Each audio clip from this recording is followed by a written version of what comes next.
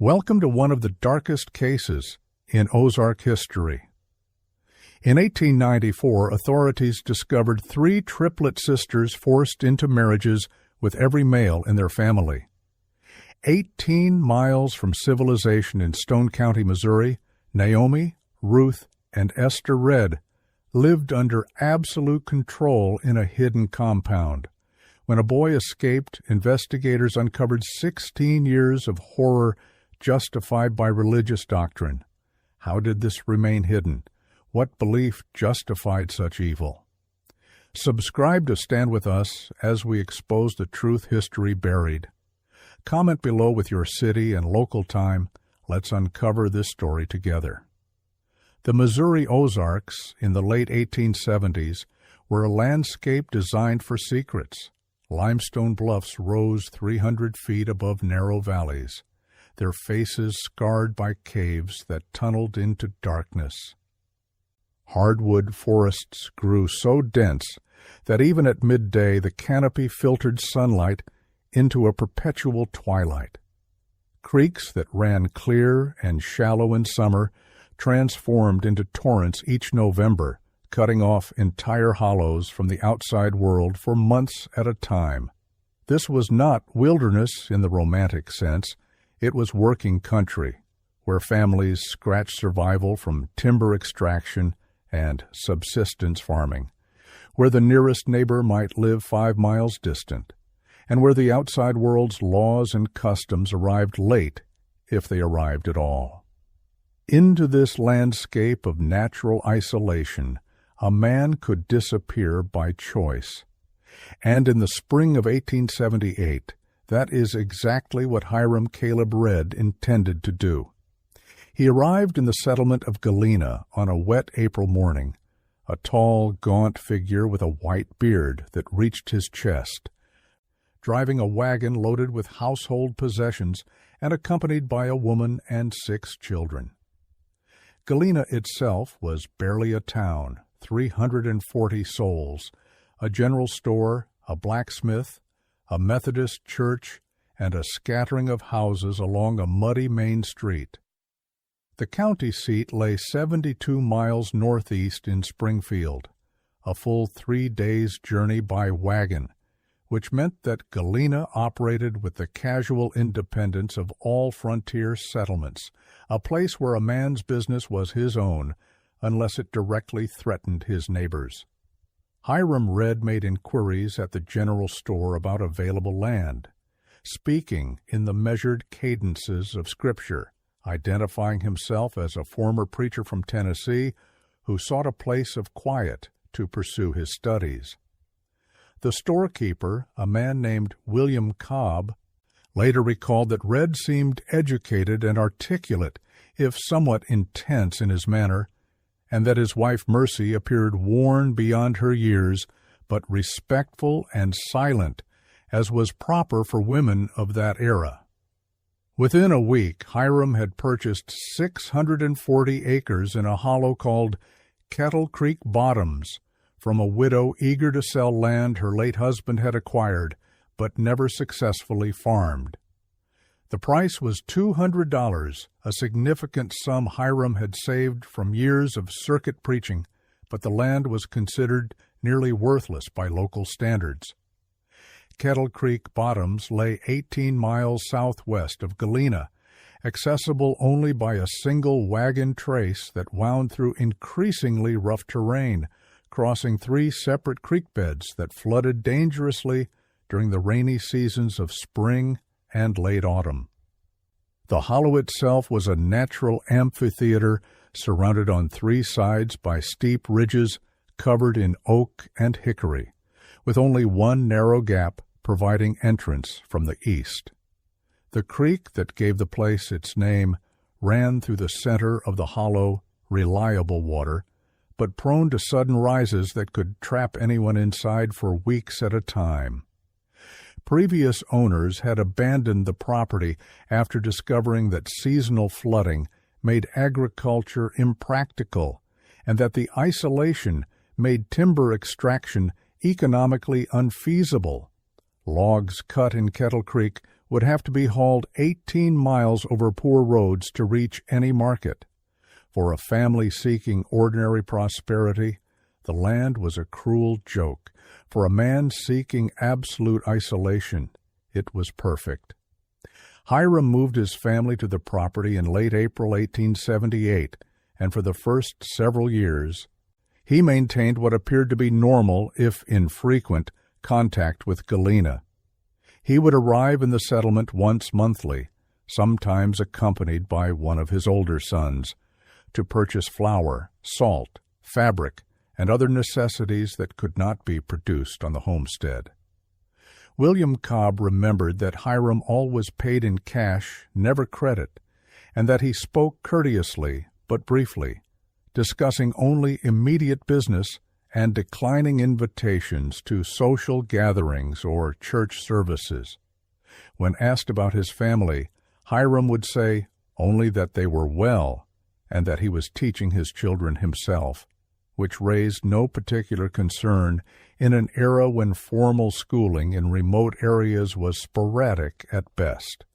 Among his children were triplet daughters, born in 1876, and only 2 years old when the family arrived in Stone County, 3 identical little girls with dark hair, whom Cobb recalled seeing only once or twice, peering silently from the back of Hiram's wagon. Their names were Naomi, Ruth, and Esther, biblical names for children who would grow up knowing only the twisted version of Scripture their father chose to teach them. The geography of Kettle Creek bottoms provided more than mere distance from civilization. It created a kind of natural prison. The hollow measured roughly 2 miles in length and half a mile at its widest point, a space large enough to feel isolated, but small enough to be completely controlled by one determined man. The surrounding ridges rose steeply, covered in timber and underbrush thick enough to discourage casual exploration, and the limestone bedrock beneath the soil was riddled with sinkholes and small caves that made cross-country travel treacherous for anyone unfamiliar with the terrain.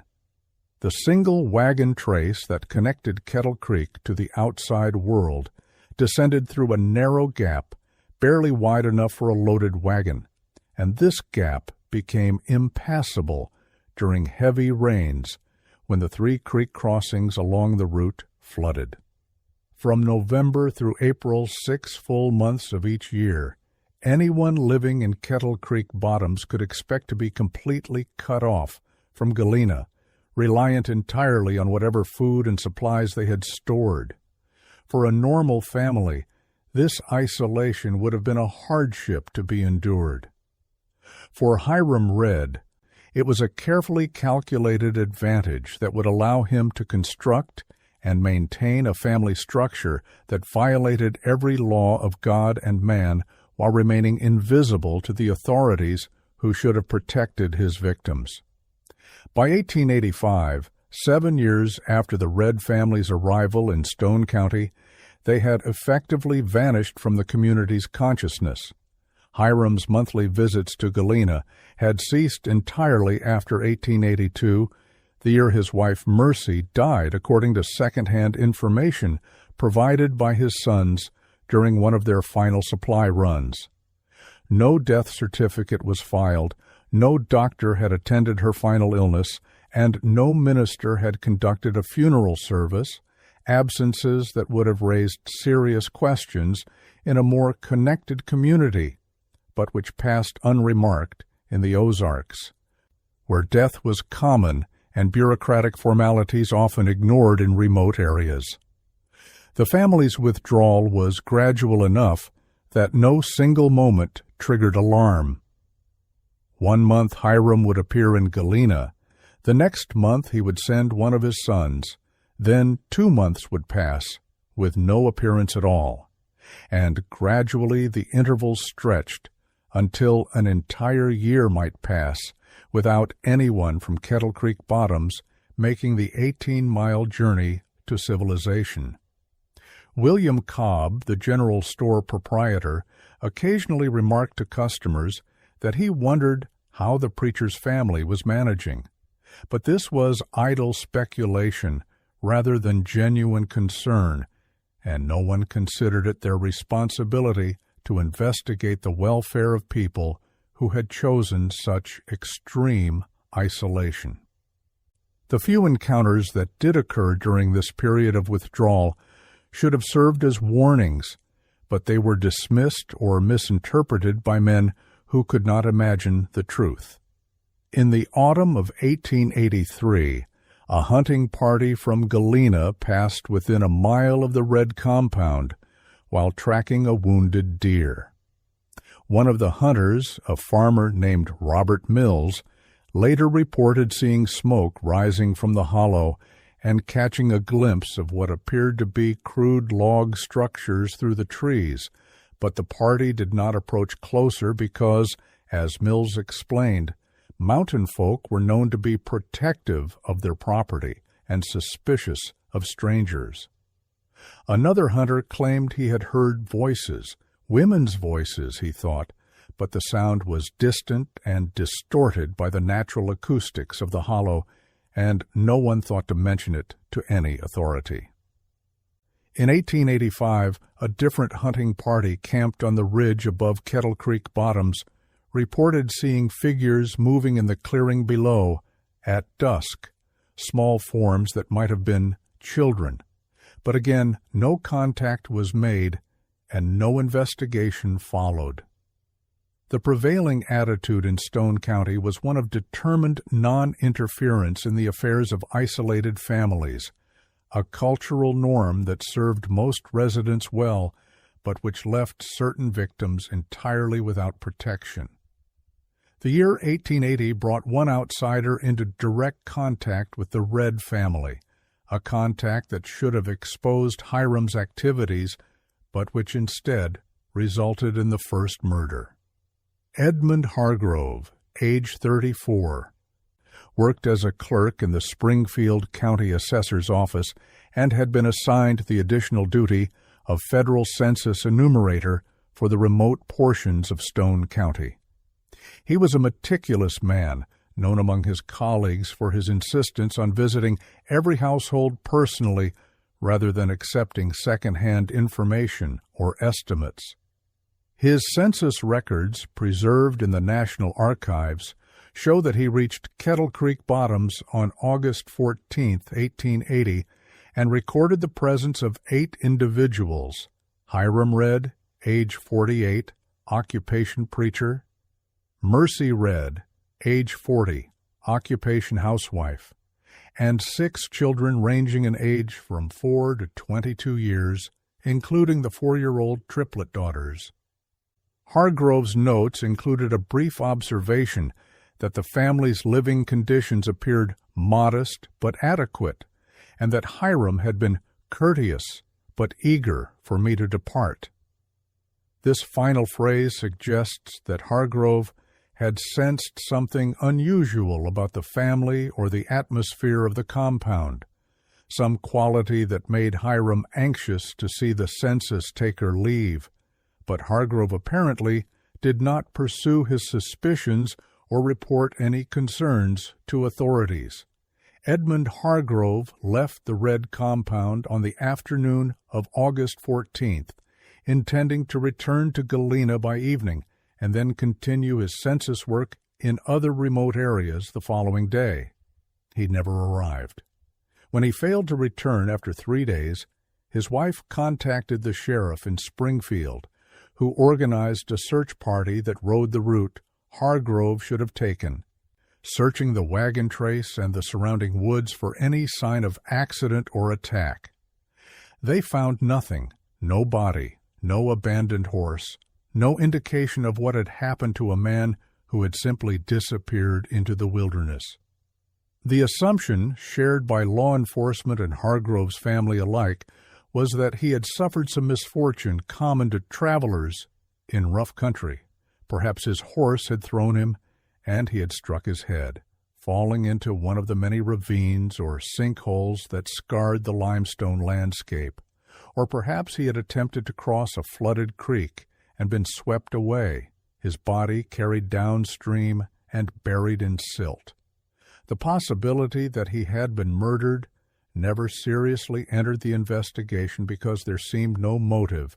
Census takers carried no money worth stealing, and the families they visited had no reason to harm them. Edmund Hargrove's disappearance was officially classified as a presumed accidental death. His widow received a small pension, and the case was closed. It would remain closed for 13 years until the discovery of Hiram Redd's ledger provided the truth that searchers had never imagined. The ledger entry for August 1880, written in Hiram's precise handwriting, read, "The census man asked questions about Mercy's health and the children's schooling, could not permit his return. The Lord understands necessity." These two sentences, discovered in November 1893, would finally explain Edmund Hargrove's fate and prove that Hiram Redd was not merely a man imposing twisted religious beliefs on his family, but a murderer willing to kill anyone who threatened to expose his activities. The pattern of isolation that Hiram Redd had carefully constructed reached its full realization in the years between 1885 and 1891, a period during which the family became completely invisible to the outside world. No member of the household appeared in Galena during these 6 years. No travelers reported encountering them on the trails. No hunters or trappers ventured close enough to the compound to observe their activities. The Redd family existed in a state of perfect concealment, sustained by the crops they grew in the hollow's limited clearings, the game Hiram's sons hunted in the surrounding forests, and the complete absence of any external oversight or intervention. This was the era in which Hiram's true intentions moved from theory into practice, the years when the Triplet daughters transformed from children into young women, and when their father's twisted interpretation of Scripture became the only reality they would know. Naomi, Ruth, and Esther Redd turned 9 years old in 1885, an age when most girls in rural Missouri would have begun attending irregular sessions at one-room schoolhouses, learning to read beyond basic primers, and socializing with other children from neighboring farms. The Triplet sisters experienced none of this. Their education consisted solely of what their father taught them from a single book, the Bible, and his instruction focused not on literacy for its own sake, but on selected passages that supported his emerging theology of bloodline purity and patriarchal authority. By 1889, the Triplets had reached 13 years of age, and it was during this year that the second outsider made fatal contact with the Redd family.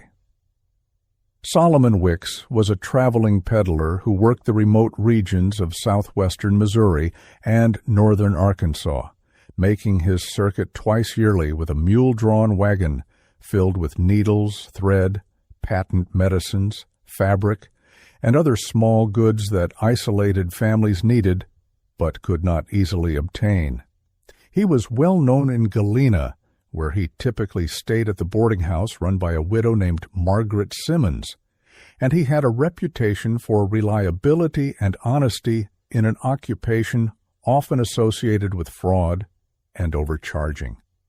In October of 1889, Wicks mentioned to several people in Galena that he intended to visit the preacher's family in Kettle Creek, because he had heard they might need supplies, having not been seen in town for several years.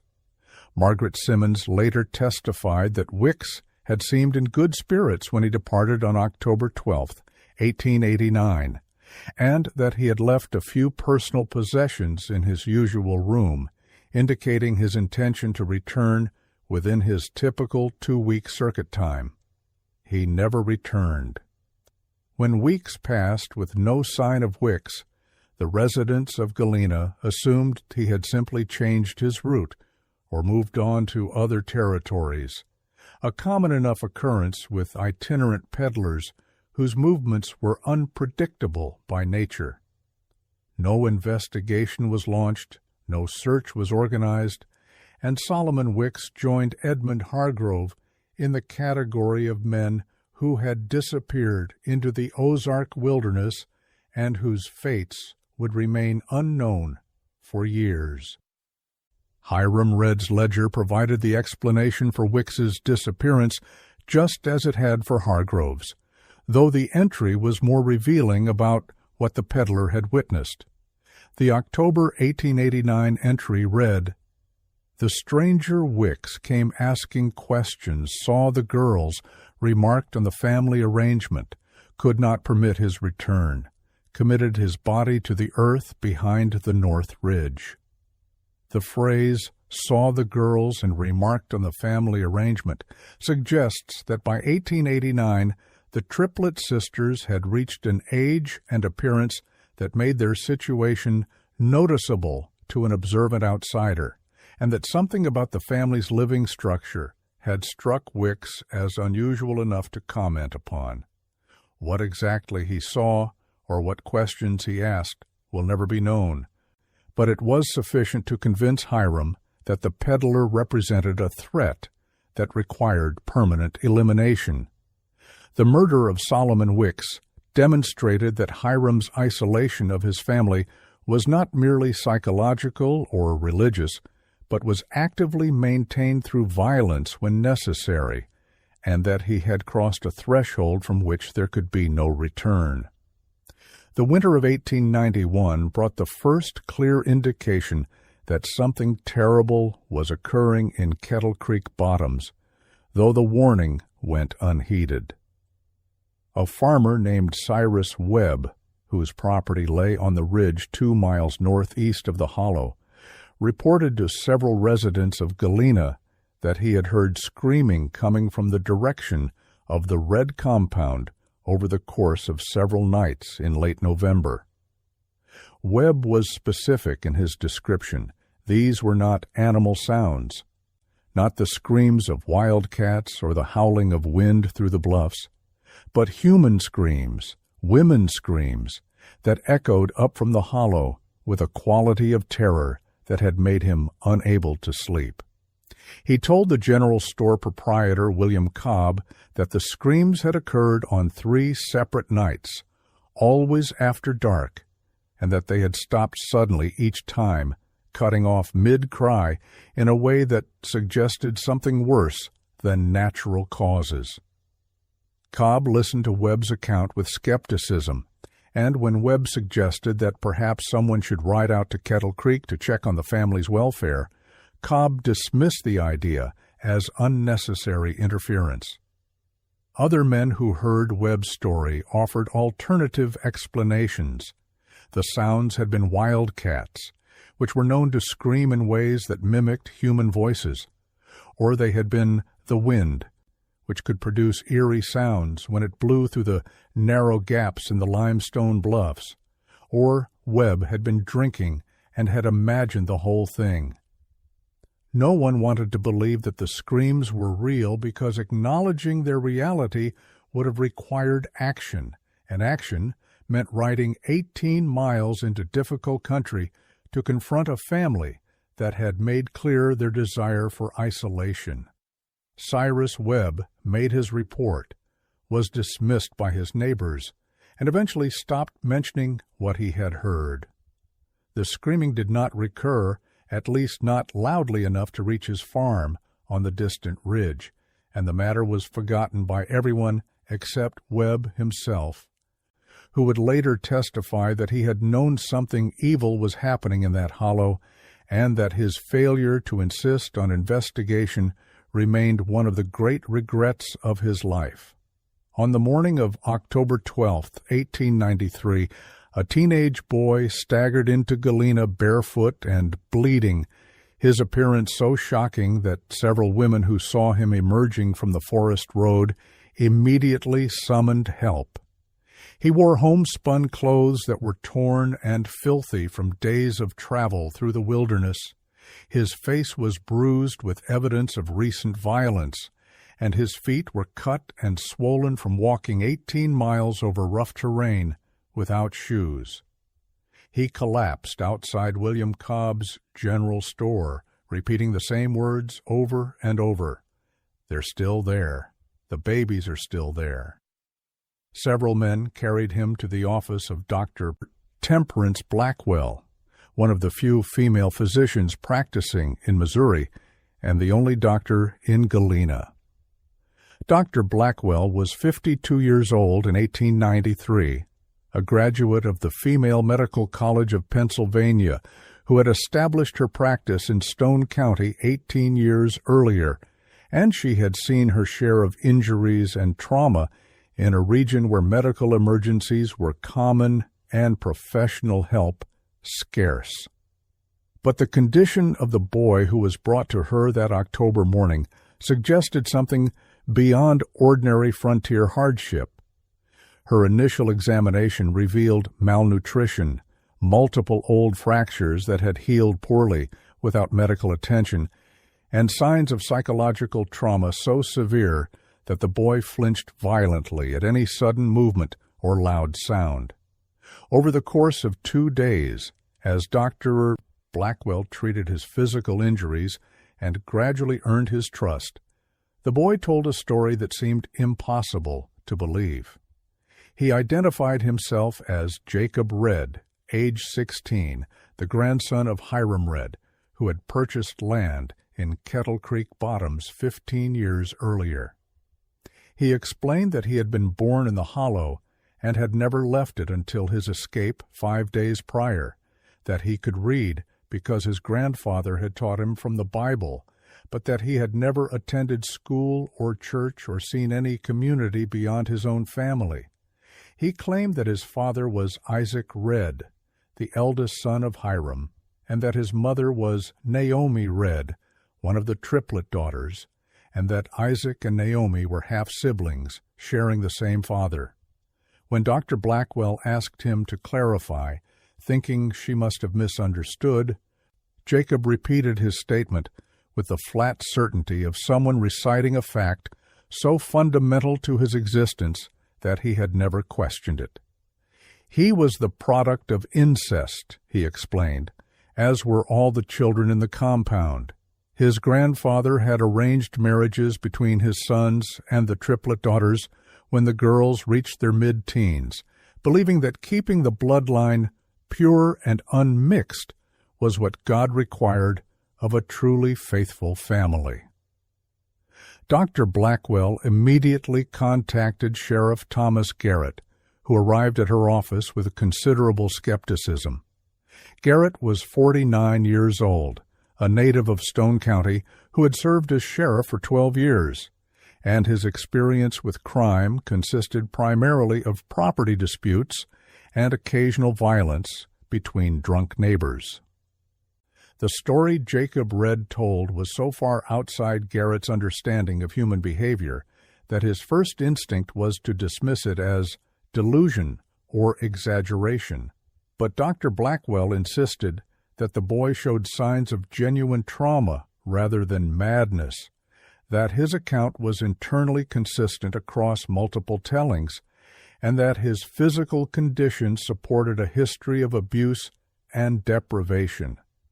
She also pointed out that the boy had provided specific details about the compound's location, the layout of the buildings, the number of people living there, and the daily routines of the family, details that could easily be verified if someone would make the journey to investigate.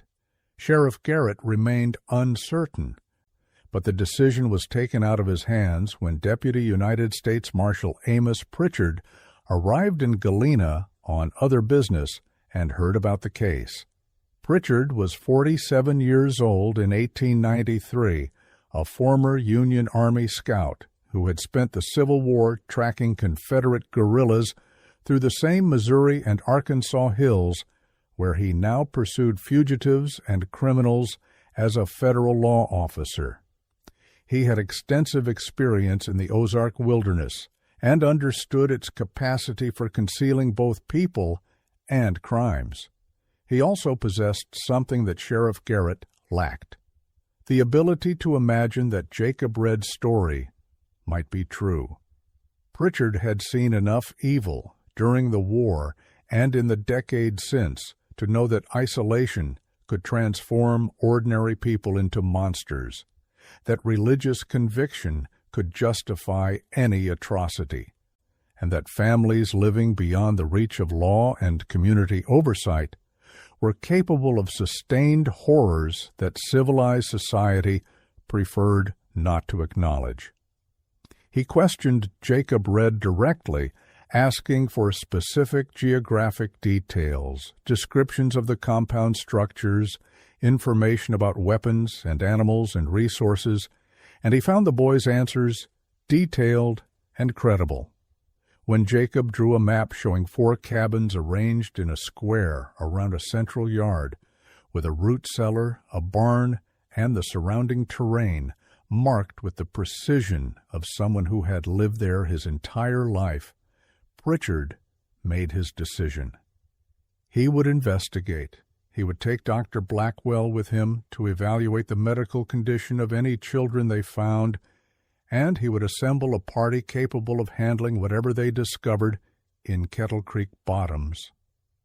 The preparation for the expedition took 6 weeks, not because Pritchard was hesitant, but because the weather and terrain made immediate action impossible.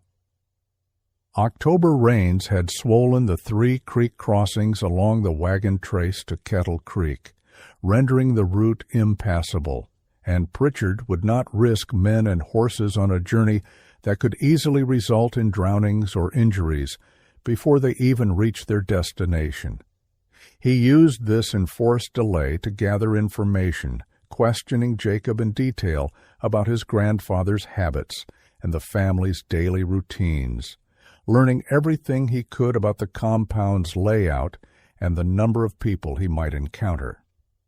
Jacob explained that there were 17 people living in Kettle Creek: his grandfather Hiram, 3 of his uncles who served as enforcers of Hiram's authority, the 3 Triplet sisters who had been married to these uncles and to Jacob's father, and 11 children ranging in age from infants to 8 years old. He described many of the children as not right in the head or twisted in the body, signs that Dr. Blackwell immediately recognized as consistent with genetic abnormalities resulting from inbreeding. Jacob also revealed why he had finally chosen to escape, despite having no knowledge of the outside world and no certainty that he would survive the journey. His grandfather had informed him that it was time for him to marry Ruth, one of the Triplet sisters who was also his mother's sister and the wife of one of his uncles.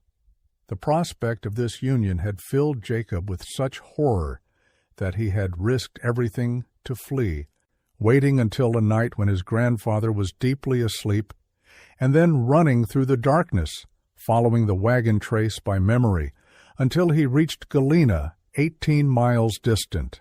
On the morning of November 19, 1893, Deputy Marshal Amos Pritchard led a party of 7 people out of Galena toward Kettle Creek bottoms. The group consisted of Pritchard himself, Sheriff Thomas Garrett, 4 deputies who had been sworn in specifically for this expedition, and Dr. Temperance Blackwell, who had insisted on accompanying them despite the dangerous nature of the mission and the difficulty of the journey.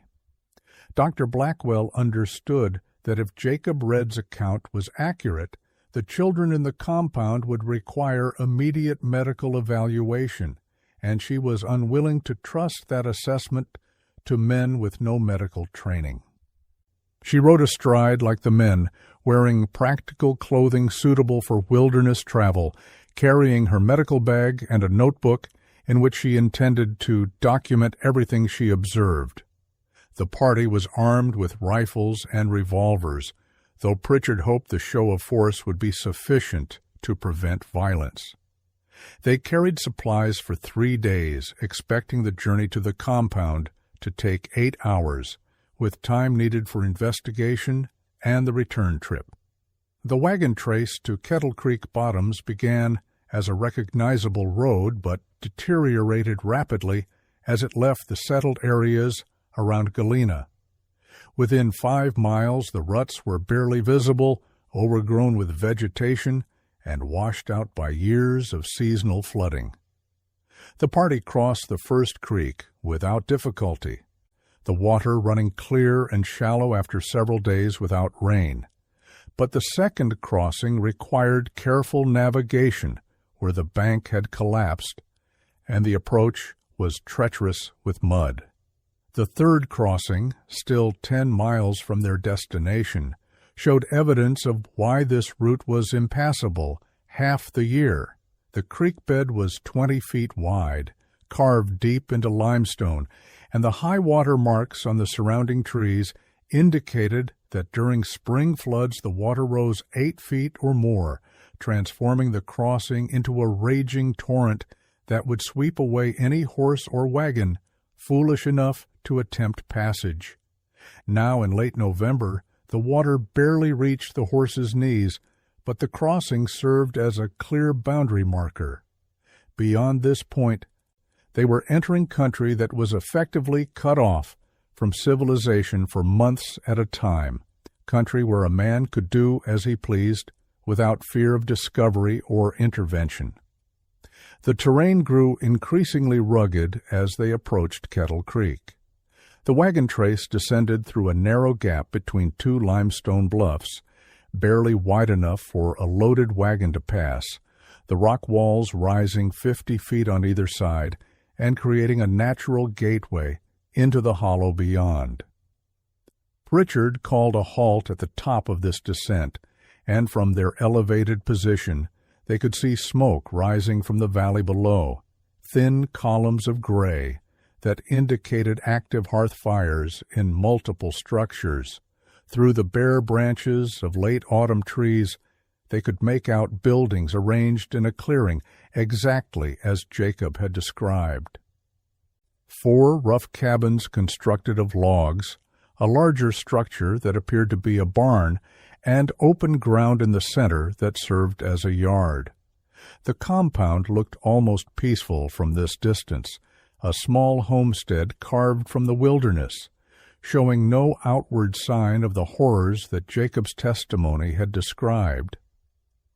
Dr. Blackwell later wrote in her journal that at this moment she had experienced a brief hope that perhaps Jacob had exaggerated or misunderstood his situation, that perhaps they would descend into the hollow and find nothing more than an eccentric but harmless family living in voluntary isolation. That hope would not survive the next 24 hours. The party descended into Kettle Creek bottoms in the early afternoon, riding slowly and making no attempt at concealment. Pritchard's strategy was straightforward: approach openly, identify themselves as law enforcement, and request to speak with Hiram Redd about his grandson's disappearance. He hoped that by not immediately revealing that Jacob was safe and had exposed the family secrets, he might be able to observe the compound and its inhabitants before Hiram became defensive or dangerous. As they emerged from the tree line into the clearing, figures appeared in the doorways of the cabins, women's faces pale and expressionless, watching the approaching riders with what appeared to be neither fear nor curiosity, but rather a strange, empty resignation.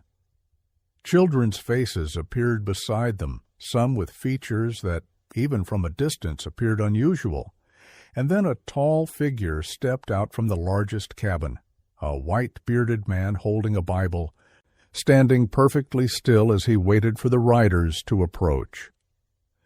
Hiram Caleb Redd was 61 years old on that November day, but he appeared ancient, his face deeply lined and his body gaunt from years of manual labor and sparse living. Yet he radiated authority, standing with the posture of a man accustomed to absolute obedience, and when he spoke, his voice carried the measured cadences of Scripture and sermon.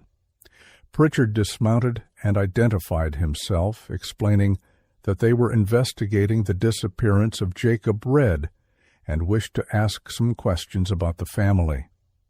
Hiram's response was calm and unhurried. He acknowledged that Jacob was his grandson, that the boy had run away from God's plan, and that he would answer for his disobedience when he was found. There was no anxiety in Hiram's manner, no indication that he considered the arrival of 7 armed law officers to be a threat to his authority or his way of life. He invited them to look around the compound to see that his family lived in accordance with God's law, and he made no objection when Pritchard's deputies began walking through the clearing, examining the structures and observing the people who watched from doorways and windows. It was during this initial survey that Dr. Blackwell noticed the first undeniable evidence that Jacob's account had been accurate.